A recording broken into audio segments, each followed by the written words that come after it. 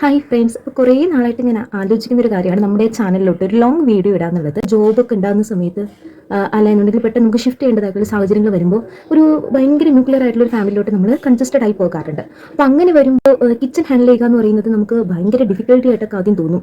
കൺഫ്യൂഷനാണ് കൂടുതലും. കാരണം എവിടെ നിന്ന് എങ്ങനെ ആദ്യം ഏത് തുടങ്ങും എന്നൊക്കെ പറയുന്നത് നമുക്ക് ഭയങ്കര കൺഫ്യൂസ്ഡ് ആണ്. അപ്പോൾ ഭയങ്കരമായിട്ട് ന്യൂക്ലിയർ ആയി പോകുന്ന ഫാമിലീസിന് പെട്ടെന്ന് നമുക്ക് എങ്ങനെ ലഞ്ച് ഉണ്ടാക്കാം.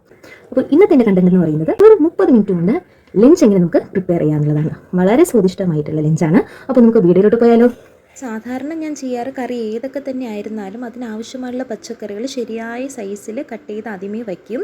അപ്പോൾ ഇന്ന് ഞാൻ ഡിസൈഡ് ചെയ്തിട്ടുള്ള ഒരു തോരനും ഒഴിച്ചു കറിയും പിന്നെ ഒരു പയറ് മെഴുക്ക് പുരട്ടിയും പിന്നെ നോൺ വെജ് ആയിട്ട് നമുക്ക് ഫിഷ് ഫ്രൈ ഉണ്ട്. ഓൾറെഡി പ്രിപ്പയർ ചെയ്ത് വെച്ചിരിക്കുന്ന ചമ്മന്തിപ്പൊടിയാണ് ഇന്നത്തെ നമ്മുടെ കറി. അപ്പോൾ ഇന്ന് ഒഴിച്ചു കറിയായിട്ട് ഞാൻ മത്തൻ എരിശ്ശേരിയാണ് ഉണ്ടാക്കുന്നത്. അപ്പോൾ അതിന് നമുക്ക് ചെറുപയർ വേണം. അത് നന്നായിട്ട് കഴുകി നമ്മൾ കുക്കറിലേക്ക് ആഡ് ചെയ്യുക. അതിനോടൊപ്പം തന്നെ ഞാനിവിടെ എടുത്തു വച്ചിരിക്കുന്ന മത്തനും അതുപോലെ തന്നെ കീറിയിട്ടുള്ള പച്ചമുളകും കൂടി ആഡ് ചെയ്ത് കൊടുക്കുന്നുണ്ട്. പിന്നെ ആവശ്യത്തിനുള്ള ഉപ്പും മഞ്ഞൾപ്പൊടിയും കൂടെ ചേർത്ത് കണക്കിന് വെള്ളവും കൂടെ വെച്ച് നമ്മൾ കുക്കറിൽ ലോ ഫ്ലെയിമിൽ ഇത് നന്നായിട്ട് വേവിച്ചെടുക്കുക. ഈ സമയം കൊണ്ട് നമുക്ക് പയറ് മെഴുക്ക് പുരട്ടി തയ്യാറാക്കിയെടുക്കാം. അതിനെ ചീനിച്ചട്ടി അടുപ്പത്ത് വെച്ച് അല്പം എണ്ണ ഒഴിച്ച് നമ്മൾ അരിഞ്ഞു വെച്ചിരിക്കുന്ന പയർ അതിലേക്ക് ഇടുക. ആവശ്യത്തിനുള്ള ഉപ്പും കൂടെ ചേർത്ത് പച്ചമണം മാറുന്നവരെ ഒന്ന് വഴട്ടുക. അതിനുശേഷം 5 മിനിറ്റ് നമ്മൾ അടപ്പ് അടച്ചു വെച്ച് ഒന്ന് വേവിക്കുക. വെള്ളമൊന്നും ചേർക്കേണ്ട ആവശ്യമില്ല. ഈ 5 മിനിറ്റ് കഴിഞ്ഞിട്ട് നമ്മൾ ഇളക്കി കൊടുക്കണം. ഇല്ല എന്നുണ്ടെങ്കിൽ കരിഞ്ഞു പോകാൻ ചാൻസ് ഉണ്ട്.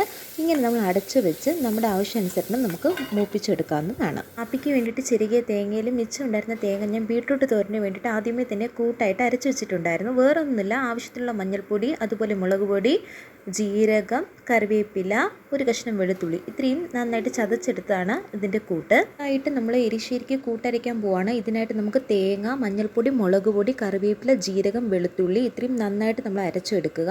നമുക്ക് കുരുമുളക് പൊടി വേണം, അത് ഏറ്റവും ലാസ്റ്റ് നമുക്ക് ആഡ് ചെയ്ത് കൊടുത്താൽ മതി. അപ്പോൾ ഈ നേരം കൊണ്ട് നമ്മുടെ പയറ് ഉരുക്കുരുട്ടിൻ്റെ പയറ് നന്നായിട്ട് മൂത്ത് വന്നിട്ടുണ്ട്. അപ്പോൾ നമുക്ക് ഈ പാകം മതി. ഇനി നമുക്കിത് വാങ്ങാം. അതിനുശേഷം നമുക്ക് ബീട്രൂട്ട് തോരൻ ഉണ്ടാക്കാം. അതിനായിട്ട് നമ്മൾ ചീനിച്ചട്ടി വെക്കുക, എണ്ണ ഒഴിക്കുക, കടുക് ആഡ് ചെയ്യുക. അതിലേക്ക് കറിവേപ്പില ഉണ്ടെങ്കിൽ കറിവേപ്പില ചേർക്കുക. അതിനുശേഷം നമ്മുടെ ബീട്രൂട്ട് നമ്മൾ കൊത്തി വെച്ചിരിക്കുന്ന ബീട്രൂട്ടാണെങ്കിൽ അങ്ങനെ, അല്ല എന്നുണ്ടെങ്കിൽ നമ്മൾ മിക്സിയുടെ ജാറിൽ ഒരടി എടുക്കുമ്പോൾ നന്നായിട്ടത് നമ്മുടെ തോരന് പാകമായിട്ട് കിട്ടും. അങ്ങനെ ചെയ്യുകയാണെങ്കിൽ അങ്ങനെ ചെയ്യുക. ഞാൻ അങ്ങനെയാണ് ചെയ്യുന്നത്. അപ്പോൾ ആ ബീട്രൂട്ടും സവാളയും കൂടി അരിഞ്ഞു വെച്ചിരിക്കുന്ന കൂട്ടിട്ട് കൊടുക്കുക. നന്നായിട്ട് നേരത്തെ പറഞ്ഞ പോലെ ഉപ്പും കൂടെ ചേർത്തിട്ട് അത് നന്നായിട്ട് മൂപ്പിച്ചെടുക്കുക. അത് പച്ചമണം മാറണമല്ലോ. അപ്പോൾ ആ രീതിയിലൊന്ന് ജസ്റ്റ് ഒന്ന് മൂപ്പിച്ചെടുക്കുക. അതിനുശേഷം പാകത്തിനുള്ള വെള്ളം ജസ്റ്റ് നമ്മൾ കുടഞ്ഞു കൊടുത്താൽ മതിയാവും. ആവശ്യത്തിനുള്ള വെള്ളം കൂടെ ചേർത്ത് ഇതിനെ വേവിച്ചെടുത്ത് വന്നതിന് ശേഷം അരച്ച് വെച്ചിരിക്കുന്ന തോരൻ്റെ കൂട്ട് നമ്മൾ ചേർത്ത് കൊടുക്കുക. ഇളക്കാൻ നിൽക്കണ്ട. അതിന് മുന്നേ തന്നെ അതൊന്ന് ഒരു 5 മിനിറ്റ് ഒന്ന് അടച്ച് കൂട്ടും കൂടെ ഒന്ന് വേകുന്ന രീതിയിലോട്ട് മാറ്റുക. ഈ സമയം കൊണ്ട് നമുക്ക് ഫിഷ് ഒന്ന് പ്രിപ്പയർ ചെയ്തെടുക്കാം. ഇവിടെ ഞാൻ 2 ഫിഷാണ് എടുത്തിട്ടുള്ളത്. അത് ആവശ്യത്തിനുള്ള മഞ്ഞൾപ്പൊടി, മുളക് പൊടി, ഇഞ്ചി വെളുത്തുള്ളി പേസ്റ്റ് ഉണ്ട്. അതുപോലെ തന്നെ നമ്മുടെ ആവശ്യത്തിനുള്ള ഉപ്പും കൂടെ ചേർത്ത് ഒരു 5 മിനിറ്റ് നമ്മൾ മാറ്റി വെക്കുക. അതിനുശേഷം നമുക്ക് പൊരിച്ചെടുക്കാം. കുക്കറിൽ വെച്ചിരിക്കുന്ന പയറും മത്തനും വെന്ത് കഴിഞ്ഞാൽ നമ്മൾ അരച്ച് വെച്ചിരിക്കുന്ന കൂട്ട് അതിലേക്ക് ചേർക്കുക. ഇനി നമ്മൾ എണ്ണയിൽ കടുകും അതുപോലെ കറിവേപ്പിലയും മൂപ്പിച്ച് അതിലേക്ക് ചേർത്ത് കഴിഞ്ഞ് നമ്മുടെ മത്തൻ എരിശ്ശേരി റെഡി ആയിട്ടുണ്ട്. പിന്നെ ഓൾറെഡി നമ്മൾ ചോറ് പ്രിപ്പയർ ചെയ്തിട്ടുണ്ടായിരുന്നു. പിന്നെ നമ്മുടെ മീനിതാ പൊരിക്കാൻ കിടക്കുന്നുണ്ട്. അപ്പോൾ അധികം സമയമൊന്നും ആയിട്ടില്ല, അരമണിക്കൂറാകാൻ പോകുന്നതേ ഉള്ളൂ.